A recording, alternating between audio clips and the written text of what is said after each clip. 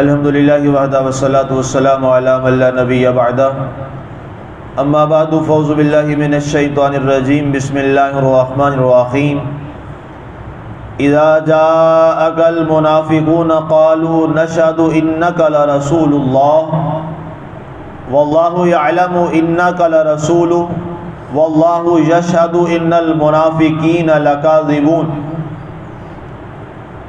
جب آپ کے پاس منافقین آ کر کہیں کہ ہم گواہی دیتے ہیں کہ آپ اللہ کے رسول ہیں، اللہ کو علم ہے کہ آپ اس کے رسول ہیں، اور اللہ گواہی دیتا ہے کہ منافق لوگ جھوٹے ہیں۔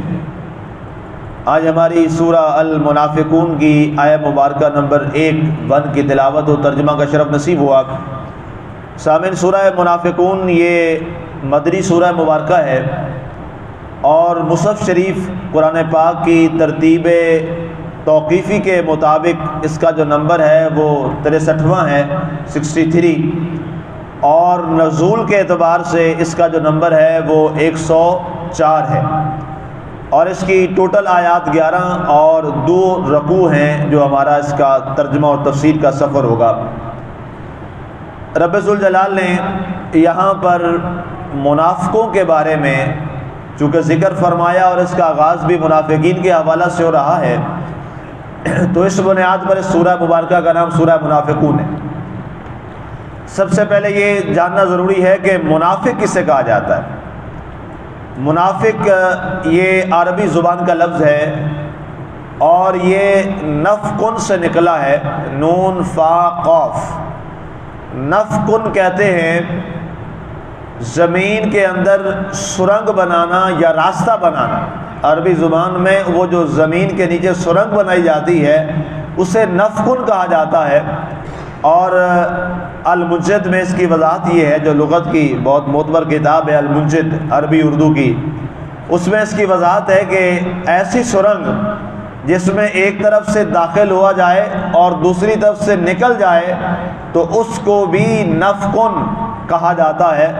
تو اب منافق کو منافق اس لیے کہا جاتا ہے، منافق کا ویسے معنی یہ ہوتا ہے عربی میں جو زمین کی ایک سرنگ سے داخل ہو اور دوسری سے نکل جائے، اسے عربی میں منافق کہا جاتا ہے۔ اب یہ لفظ ان منافقوں کے لیے اللہ نے استعمال کیوں فرمایا؟ اس لیے فرمایا کہ یہ ایک راستے سے اسلام میں داخل ہوتے ہیں اور دوسرے راستے سے یہ اسلام کے خلاف دوغلی پالیسی اپناتے ہوئے اسلام سے نکل جاتے ہیں۔ تو اس لیے ایسا شخص جس کی زبان پر تو اسلام ہو لیکن دل کے اندر کفر ہو، یا ایسا شخص جس کی زبان پر کچھ ہو اور دل میں کچھ ہو، تو اس کے لیے اہل عرب بولا کرتے تھے ھذا منافقن، یہ منافق ہے کہ یہ زبان اور اپنے دل کے معاملے میں الگ الگ ہے، یہ 2 چہروں والا ہے، 2 سرنگوں والا ہے۔ جیسے داخل ہونے والا آیا اور وہاں سے نکل گیا، پہلے اور راستہ دوسری طرف اور راستہ، تو یہ لوگ بھی اسلام سے نکلے ہوئے ہیں۔ منافق کی مزید وضاحت اور اس کی اقسام 2 بیان کی گئی ہیں، ایک عملی منافق ہے اور دوسرا اعتقادی منافق ہے۔ عملی منافق وہ ہوتا ہے جس کے اندر منافقوں والے کام پائے جائیں، وہ مسلمان ہے، مسلمان، لیکن اس کے اندر جو کام ہیں وہ منافقوں والے ہیں۔ مثلا اللہ کے نبی صلی اللہ علیہ وسلم نے فرمایا منافق کی نشانی یہ ہے اذا حدث کذب، جب بھی بات کرتا ہے جھوٹ بول دیتا ہے، یہ منافق کی نشانی ہے۔ اذا وعد خالف، جب وعدہ کرتا ہے وعدہ خلافی کرتا ہے، وعدہ توڑ دیتا ہے۔ اذا اختصام فجر، فرمایا جب لڑتا ہے تو گالیاں بکتا ہے۔ فرمایا اب یہ نشانیاں ہیں کس کی؟ منافق کی۔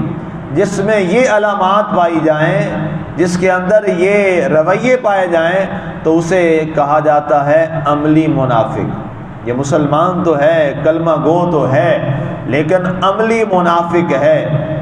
دوسرا جو منافق ہے وہ دائرہ اسلام سے خارج ہے، اسے کہا جاتا ہے اعتقادی منافق۔ اعتقادی منافق وہ ہوتا ہے جو زبان سے تو اسلام کو مانتا ہے، زبان سے اسلام کا اقرار کرتا ہے لیکن دل میں کفر رکھتا ہے، اسلام سے دشمنی رکھتا ہے اور اسلام کے خلاف نفرت اس کے دل میں بھری ہوئی ہے، اس کے قلب و جگر اسلام کی نفرت سے بھرا ہوا ہے، تو اسے کہا جاتا ہے اعتقادی منافق۔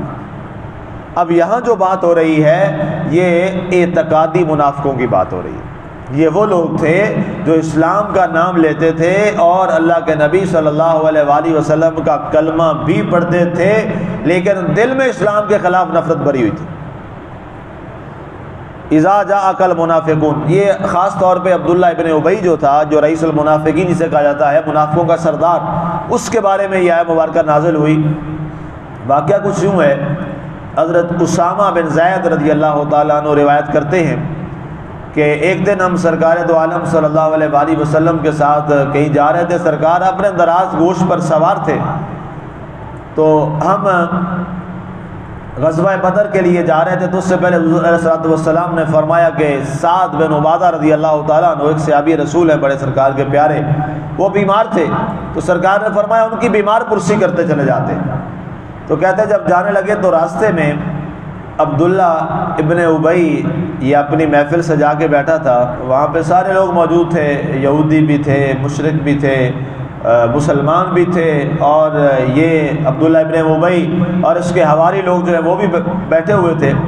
تو جب وہاں پہ سرکار صلی اللہ علیہ وسلم پہنچے تو سرکار کے دراز گوشت کے پاؤں سے مٹی اڑی، گرد اڑی اور وہ محفل پہ پڑ گئی۔ تو سب سے پہلے عبداللہ ابن ابی جو ہے اس نے اپنے ناک پہ کپڑا رکھ لیا اور کہنے لگا کہ عجیب معاملہ ہے کہ ہماری پوری محفل کے اوپر مٹی ڈال دی۔ اب ظاہر ہے سرکار دو عالم صلی اللہ علیہ وسلم سے محبت کرنے والا اور آپ کا امتی تو یہ سوچ بھی نہیں سکتا، مسلمان تو یہ سوچ بھی نہیں سکتا، بلکہ مسلمان کا تو عقیدہ یہ ہے کہ خاک مدینہ جو ہے وہ تو ہماری آنکھوں کا سرما ہے، یہ تو ہمارا عقیدہ ہے، یہ تو ہمارا محبت اور پیار کا اصول ہے۔ بڑے بڑے ائمہ کرام جن کے نام پہ آج دنیا میں ان کی فقہ چل رہی ہے، امام مالک رضی اللہ تعالیٰ عنہ، فقہ مالکی کے امام اور بانی، جن کے مقلدین میں آج بھی لاکھوں کروڑوں لوگ ہیں۔ یہ جتنا ہمارا یہ افریقہ اور جنوبی امریکہ اور یہ سارا ایریا ہے، وہ سارے جتنے ہیں وہ مالکی ہیں۔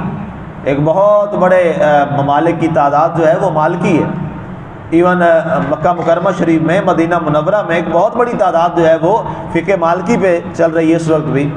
تو امام مالک 40 سال مدینہ منورہ میں رہے، کتنا عرصہ ہے زندگی کا، 40 سال تک آپ نے مدینہ منورہ میں رفع حاجت نہیں فرمائی۔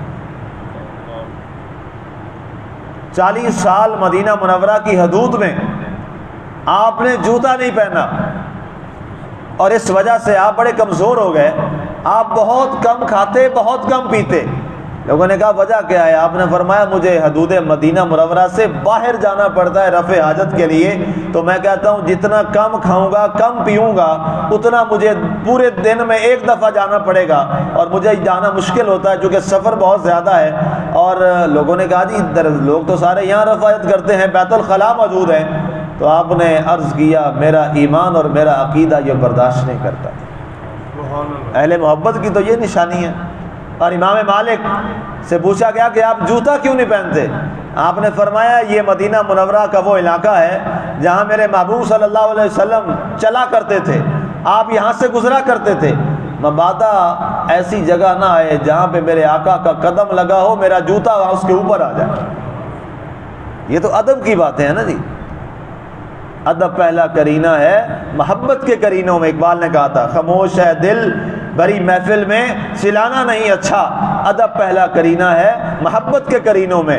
محبت اس وقت تک نہیں آتی جب تک ادب نہ آ جائے، اور جہاں محبت ہوگی وہاں اتنا زیادہ ادب ہوگا، اور جتنا زیادہ کوئی مؤدب ہوگا سمجھ لیں اتنا زیادہ وہ اس سے محبت کرتا ہے۔ محبت کا پہلا اصول کیا ہے؟ ادب۔ اس لیے کہا جاتا ہے با ادب با نصیب، بے ادب بے نصیب۔ بے ادبے کبھی کچھ نہیں لیتے، نہ دنیا میں نہ آخرت میں، اور جو ادب والے ہوتے ہیں وہ دنیا بھی سمیٹ لا جاتے ہیں اور آخرت بھی سمیٹ لیتے ہیں۔ تو اب اس نے جب یہ بے ادبی کا پہلو کیا اور بے ادبی کی، حالانکہ اللہ تعالیٰ نے تو اپنے نبی صلی اللہ علیہ وسلم تو کیا، نبی کے غلاموں کے گھوڑوں سے اڑنے والی مٹی کی قسمیں قرآن میں اٹھائی ہیں۔ قرآن پاک میں سورۃ العادیات کا آغاز ہی یہیں پہ ہے، والعادیات ضبحا فالموریات قدحا فالمغیرات صبحا فاثرن به نقعا۔ یہ ساری آیات انہی نسبتوں کا ذکر ہے۔ فرمایا پیارے حبیب جب آپ کے صحابہ کرام گھوڑوں پہ سوار ہوئے نا، جہاد کے لیے نکلے اور گھوڑوں کے سموں سے مٹی اور گرد اڑی، اللہ فرماتا ہے مجھے اس اڑنے والی مٹی اور گرد کی قسم، چہ جائے آقا کی سواری، اس کا تو مقام ہی اور ہے۔ آقا کی سواری سے کہ سموں سے اڑنے والی خاک پاک اور خاک شفا، اس کا تو مقام ہی اور ہے۔ تو یہ ظاہر منافق تھا، اس کے اندر کہاں ادب تھا؟ تو وہاں پہ حضرت عبداللہ بن رواحہ رضی اللہ تعالیٰ عنہ تشریف فرما تھے، وہ جلال میں آ گئے، غصے میں آ گئے، فرمایا ہے نیچے اتار اپنا کپڑا، تجھے جرت کیسے ہوئی ہے جملہ بولنے کی؟ سرکار سے اجازت چاہیے، سرکار میں اس کا سر نہ اڑا دوں۔ سرکار دو عالم صلی اللہ علیہ وسلم، حکمت تھی، ظاہر ہے ابھی آغاز اسلام تھا اور ہجرت کو کیے ہوئے بھی ابھی جو ہے وہ 2 سال ہوئے تھے، ابھی مسلمان ابھی اسٹیبل بھی نہیں ہوئے تھے مدینہ منورہ میں، تو حکمت ظاہر ہے اسلام کا ایک حصہ ہے، تو سرکار نے منع فرما دی۔ جو ہی سرکار وہاں سے رخصت ہوئے تو پھر وہاں پر یہ اختلاف شروع ہو گیا، لڑائی جھگڑا شروع ہو گیا۔ تو اس وقت یہ آیہ مبارکہ ایک تو نازل، ایک تو یہ بیان کیا جاتا ہے، دوسرا یہ ہے کہ جب غزوہ احد ہوا 3 ہجری میں، تو چونکہ غزوہ بدر 2 ہجری میں ہوا رمضان المبارک میں، ابھی یہ 17 رمضان المبارک میں، اس میں چلا خطبہ کریں گے جمعے کا، تو کافروں کو بری طرح شکست ہوئی۔ اب اس کا بدلہ لینے کے لیے یہ لوگ احد پہاڑ کے پاس آئے کہ اب مسلمانوں پہ اب حملہ کریں گے اور بدر والا جو ہے ہماری شکست، اس کو ہم یہاں پر فتح کی صورت میں دوبارہ ان سے ہم بدلہ لے کے انہیں شکست دیں گے۔ تو سرکار تو اب یہ کافروں کی تعداد جو ہے وہ 3000 تھی اور مسلمانوں کی تعداد جو ہے وہ صرف 1000 تھی۔ اب جب یہ قافلہ چلا جہاد کے لیے، غزوہ احد کے لیے، تو عین اس وقت جب کافروں سے جنگ شروع ہو گئی، غزوہ کا آغاز ہو گیا، تو یہ عبداللہ ابن ابی جو بدبخت ہے، یہ اپنے 300 ساتھیوں کے ساتھ وہاں سے چلا گیا۔ منافق تھا اور پوری سازش کر رہا تھا، اور ساتھ اس لیے چل رہا تھا اس مقام تک کہ ہر خبر جو تھی، پل پل کی جو خبر تھی، وہ اپنے ان کافروں کو اور ان منافقوں کو جو ان کی صفوں میں موجود تھے ان کو بتا رہا تھا۔ اس لیے اللہ نے قرآن میں فرمایا ہے کافر اتنا برا نہیں جتنا منافق برا۔ اور اس زمانے میں بھی یاد رکھیے گا، منافق شخص جو ہوتا ہے وہ بہت خطرناک ہوتا ہے۔ اللہ نے منافق کو کافر سے بھی برا کہا ہے۔ کافر تو برملا کہتا ہے میں اسلام کو نہیں مانتا، وہ تو کھلم کھلا کہتا ہے اور وہ واضح ہے جس بات پر ہے، لیکن جو منافق ہے وہ نام تو اسلام کا لیتا ہے لیکن اندر سے کافروں سے بھی بدتر ہے، اسلام کا دشمن۔ اس لیے اللہ نے قرآن میں فرمایا ان المنافقین فی الدرک الاسفل من النار، منافق جہنم کے سب سے نچلے گڑھے میں ہوں گے، وہاں کافر بھی نہیں ہوگا، کافر بھی اس سے اوپر ہوگا، اس کی جہنم اس سے کم ہوگی، منافق کی جہنم سب سے زیادہ سخت ہوگی، اس لیے کہ وہ 2 رخا ہے، ذو الوجہین۔ اس لیے ہمیشہ منافقانہ رویے اپنانے والے لوگوں سے ہمیں ہمیشہ اعتراض کرنا چاہیے اور ان سے اپنے آپ کو دور رکھنا چاہیے، کیونکہ یہ وہ لوگ ہوتے ہیں جن پر اللہ کا دنیا میں بھی غضب اور کل بروز حشر بھی غضب۔